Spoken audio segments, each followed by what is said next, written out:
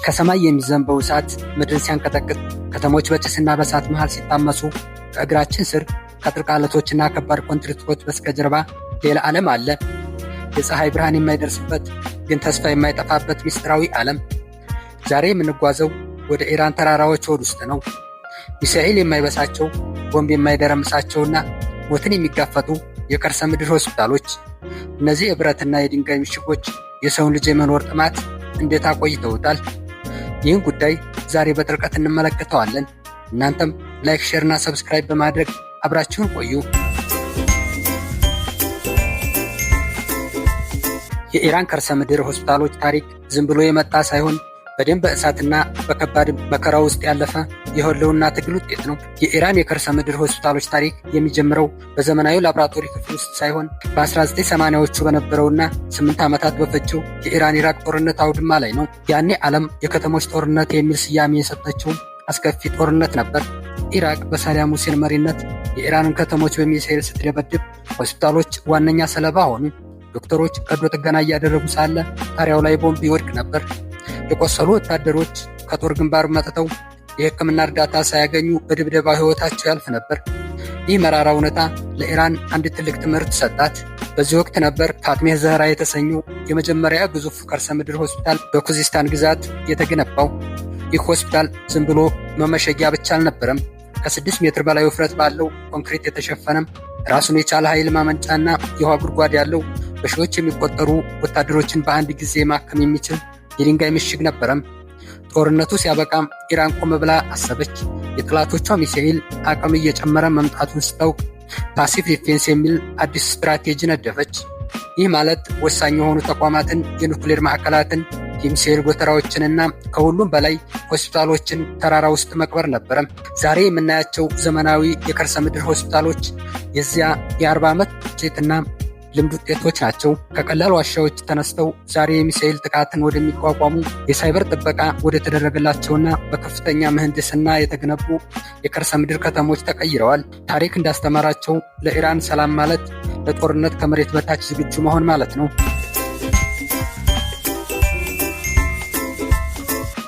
እነዚህ የከርሰ ምድር ሆስፒታሎች ዝም ብለው ከመሬት በታች የተቆፈሩ ዋሻዎች አይደሉም። እጅግ የረቀቀው የ21ኛው ክፍለ ዘመን ምህንድስናና ወታደራዊ ስትራቴጂ ውጤቶች ናቸው። አንድን ሆስፒታል በመቶዎች የሚቆጠሩ ቶን ድንጋዮች ስር መቅበር ምን ያህል ከባድ እንደሆነ አስቡት። በመጀመሪያ የህንፃው መዋቅር ሃርድኒንግ ወይም ማጠንከር ይባላል። ይህ የሚወድቁ ባንከር ቡስተር የተባሉ ተወርዋሪ ቦምቦችን ለመቋቋም ጣሪያው ላይ እስከ 5 ሜትር የሚወፍር ልዩ ሪኢንፎርስድ ኮንክሪት እና የብረት ንብርብሮች ይደረጋሉ። ይህ ንብርብር ቦምቡ ህንፃው ላይ ከመድረሱ በፊት ኃይሉን እንዲያጣ ያደርገዋል። በሁለተኛ ደረጃ ደግሞ ትልቁ ፈተና የአየር ዝውውር ነው። ከመሬት በታች በመቶዎች የሚቆጠሩ ሰዎች ሲታከሙ አየሩ እንዳይታፈን CBRN የተባለ የላቀ የማጣሪያ ስርዓት ተዘርግቷል። ይህ ስርዓት ኬሚካላዊ፣ ባዮሎጂካዊ እና ራዲዮ አክቲቭ ጥቃቶች ቢሰነዘሩ እንኳን አየሩን አጥልሎ ለታካሚዎች ንጹህ ኦክስጅን ያቀርባል። ሆስፒታሉ ልክ እንደ ሰርጓጅ መርከብ ራሱን ከውጭው ዓለም አሽጎ ለሳምንታት መቆየት ይችላል። በሶስተኛ ደረጃ የምናየው የኃይልና የውሃ አቅርቦት ነው። እነዚህ ተቋማት የከተማውን መሰረተ ልማት አይጠብቁም። በድንጋይ ውስጥ የተደበቁ ግዙፍ የናፍጣ ጄኔሬተሮችና ለወራት የሚበቃ የውሃ ክምችት አላቸው። የኤሌክትሪክ መስመሮች ቢቆረጡ እንኳን የቀዶ ጥገና ክፍሎቹ ለአንድ ሰከንድ እንኳን ጨለማ ውስጥ አይገቡም። በመጨረሻም የዲጂታል ደህንነት ጉዳይ ነው። ዘመናዊ ጦርነት ቦምብ ብቻ ሳይሆን በሳይበር ጥቃት ጭምር ነው። የኢራን ከርሰ ምድር ሆስፒታሎች ውስጥ የመረጃ አውታራቸው ወይም ኢንተርኔት ከዓለም አቀፉ ኢንተርኔት የተቆረጠ ነው። ይህ ማለት ጠላቶች የሆስፒታሉን መሳሪያዎች በርቀት መቆጣጠር ወይም የታካሚዎችን መረጃ መስረቅ እንደማይችሉ ነው። ይህ የምህንድስና ተአምር ሕክምናን ከምሽግ ጋር ቀላቅሎ የያዘ የጥበብ ሥራ ነው።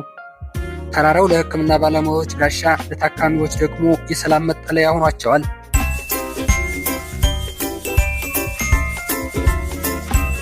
እነዚህም ሆስፒታሎች በምናባቸው ስስሏቸው ጠባብና ጨለማ ዋሻዎች ሊመስሏቸው ይችላሉ። እውነታው ግን ከዚህ የራቀ ነው።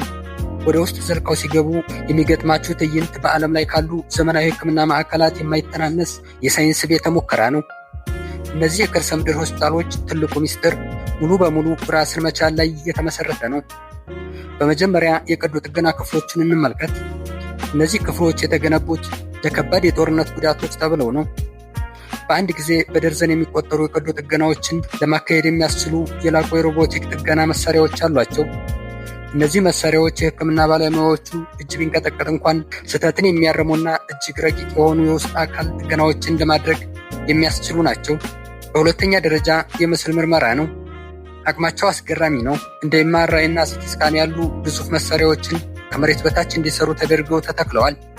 እነዚህ መሳሪያዎች ከፍተኛ የኤሌክትሪክ ኃይልና ጥንቃቄ የተሞላበት ቅዝቃዜ የሚጠብቁ ቢሆንም ሆስፒታሎቹ የራሳቸው ፈሳሽ ናይትሮጅን እና የኃይል ማመንጫ ስርዓት ስላላቸው ያለመቆራረጥ አገልግሎት ይሰጣሉ። በሶስተኛ ደረጃ ደግሞ የቴሌሜዲሲን አቅም ነው።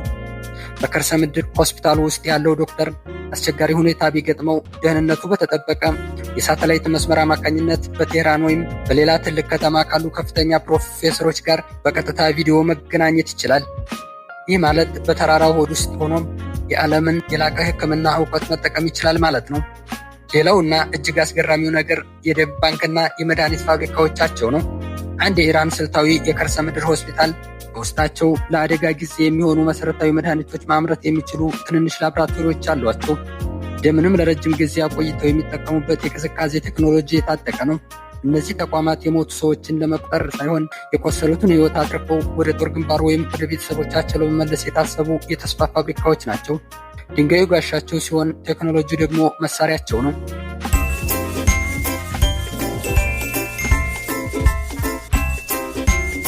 እነዚህ ሁሉ ቢሊዮን ዶላሮች ፈሰውባቸው ከመሬት በታች የተገነቡ ሆስፒታሎች ዓላማቸው ሕክምና ብቻ አይደለም። እነዚህ ተቋማት የኢራን ወታደራዊ ስትራቴጂ ጀርባ አጥንቶች ናቸው። ስልታዊ ጠቀሜታቸውን ስንመለከት 4 ዋና ዋና ነጥቦች እናገኛለን። አንደኛው ተገብሮ መከላከያ ወይም ፓሲቭ ዲፌንስ ነው። ወታደራዊ ሳይንስ ተገብሮ መከላከል ማለት ሳይተኩሱ ጠላትን ማሸነፍ ማለት ነው። ጠላት የኢራን ሆስፒታሎችን፣ የመድኃኒት ፋብሪካዎችና የሕክምና ማዕከላትን በቦምብ የማይደመሰሱ መሆናቸውን ሲያውቅ የመጀመሪያ ጥቃት የመሰንዘር ፍላጎቱን ይቀንሳል። ይህ ማለት ሆስፒታሎቹ ሕይወት ከማዳናቸው በፊት ጦርነት እንዳይነሳ እንደ አንድ ትልቅ ማስፈራሪያ ሆነውም ያገለግላሉ። ሁለተኛው የስነ ልቦና ጦርነት ነው። ጦርነት የሚሸነፈው ሜዳ ላይ ሳይሆን በሰው ልጅ አእምሮ ውስጥ ነው ይላሉ። አንድ ወታደር በጦር ግንባር ላይ ሆኖ በቆስል እንኳን የሚታደገኝ የማይበግር ሆስፒታል አለ ብሎ ሲያስብ የመዋጋት ወኔው በከፍተኛ ሁኔታ ይጨምራል። በተቃራኒው ደግሞ ጠላት የፈለገውን ያህል ቦምብ ቢጥል የኢራን የጤና መዋቅር ማፈራረስ እንደማይችል ሲረዳ የተስፋ መቁረጥ ስሜት ይወርሰዋል። ሶስተኛው የህልውና ቀጣይነት ነው። በከፍተኛ ጦርነት ወቅት መደበኛ ከተሞችና መሰረተ ልማቶች ሊወድሙ ይችላሉ። በእነዚህ አይነት ጊዜ እነዚህ የከርሰ ምድር ሆስፒታሎች እንደ አማራጭ ከተሞች ሆነው ያገለግላሉ። የሀገሪቱ ከፍተኛ አመራሮች፣ የሳይንቲስቶችና ወሳኝ ባለሙያዎች ድንገተኛ አደጋ ቢደርስባቸው እንኳን ሕክምና አግኝተው ለራሳቸው እንዲቀጥሉ ዋስትና ይሰጣቸዋል። አራተኛውና የመጨረሻው ሉዓላዊነትን ማስከበር ላይ ነው። ኢራን ለዓመታት ማዕቀብ ውስጥ የቆየች ሀገር እንደመሆኗም እነዚህን ሆስፒታሎች በራሷ ኢንጂነሮችና በራሷ ቴክኖሎጂ መገንባቷ ለዓለም የምታስተላልፈው መልእክት አላት። በማንኛውም ጫና ውስጥ ሆነን ራሳችንን የመከላከል አቅም አለን። በአጭሩ እነዚህ ሆስፒታሎች ለኢራን የድንጋይ ጋሻዎች ናቸው። ጠላት ሰማዩን ቢቆጣጠር እንኳን ኢራን ምድሯንና የምድር ውስጡን ሚስጥር ይዛ ትቀጥላለች።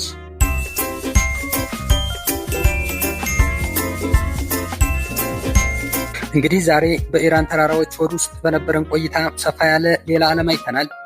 እነዚህ የከርሰ ምድር ሆስፒታሎች ዝም ብለው የድንጋይና የኮንክሪት ክምችቶች ብቻ አይደሉም። የሰው ልጅ በሞት ጥላ ውስጥ ሆኖ ሕይወትን ለማዳን የሚያደርገው የጥበብ ጥግ እንጂ።